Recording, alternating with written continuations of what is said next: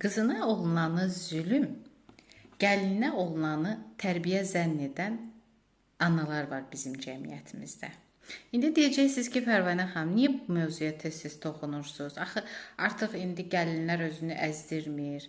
Gəlinlər artıq indi əksinə qaynananı əzir.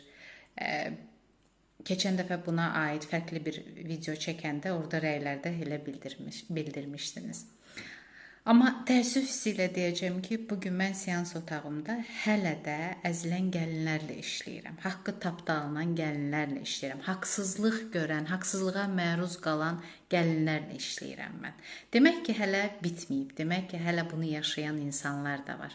Bir mənalı şəkildə sadəcə bunu deyə bilərəm ki, o analar, hansı ki qızına fərqli, eyni mövzuda qızına fərqli, gəlinə fərqli baxan analar, bir mənalı şəkildə deyə bilərəm ki, bu qadınlar bizim cəmiyyətdə xoşbəxt olmağı bacarmamış, xoşbəxtlikləri yarımçıq qalmış, həyatları, sevincləri yarımçıq qalmış qadınlardır.